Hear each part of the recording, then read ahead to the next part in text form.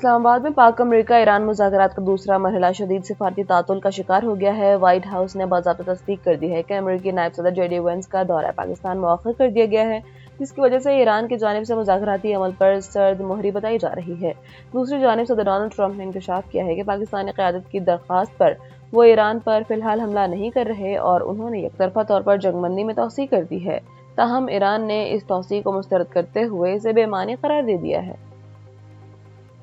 ہارنے والا فریق شرح ایران اور امریکہ کے درمیان جاری کشیدگی نے ایک خطرناک صورتحال اختیار کر لی ہے، جہاں ایرانی قیادت نے صدر ٹرمپ کی جانب سے جنگ بندی میں توسیع کے اعلان کو وقت حاصل کرنے کی چال قرار دے کر مسترد کر دیا ہے۔ مشیر اسپیکر ایرانی پارلیمنٹ کا کہنا ہے کہ امریکہ کی بحری ناکہ بندی بذات خود بمباری کے مترادف ہے، جس کا بھرپور فوجی جواب دیا جانا چاہیے، جبکہ ایران نے مذاکرات کے لیے امریکی شرائط کو بھی مکمل طور پر مسترد کر دیا ہے۔ تہران کے مطابق تجارتی جہاز پر حملے اور عملے کو یرغمال بنانا جنگ بندی کی سنگین ترین خلاف ورزی ہے اور ہارنے والا فریق یعنی امریکہ ایران کو اپنی شرائط پر مجبور نہیں کر سکتا۔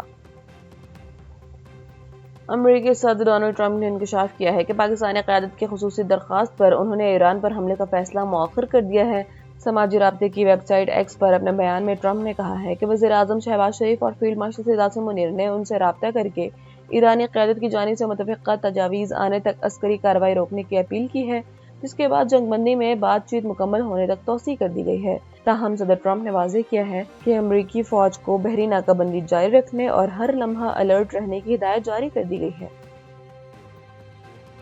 ایرانی فوج نے امریکی صدر ڈونلڈ ٹرمپ کی مسلسل دھمکیوں کے جواب میں اپنے پہلے سے طے شدہ اہداف پر حملے کی کھلی وارننگ دے کر خطے میں جنگ کے بادل مزید گہرے کر دیے ہیں۔ ایرانی پارلیمنٹ کے حکام نے واضح کیا ہے کہ امریکہ کی بحری ناکہ بندی بذات خود ایک اعلان جنگ ہے، جس کا جواب اب صرف فوجی کارروائی سے ہی دیا جائے گا۔ اس لیے ٹرمپ کی جانب سے جنگ بندی میں یک طرفہ توسیع کی کوئی قانونی یا اخلاقی حیثیت نہیں ہے۔ تہران نے مذاکرات کے لیے امریکی شرائط کو قطعی طور پر مسترد کرتے ہوئے ٹرمپ کے بیانات کو محض وقت حاصل کرنے کا ایک سفارتی چال قرار دے دیا ہے، جس کے باعث پاکستان کی ثالثی میں ہونے والے امن کی کوششیں شدید خطرے میں پڑ گئی ہیں۔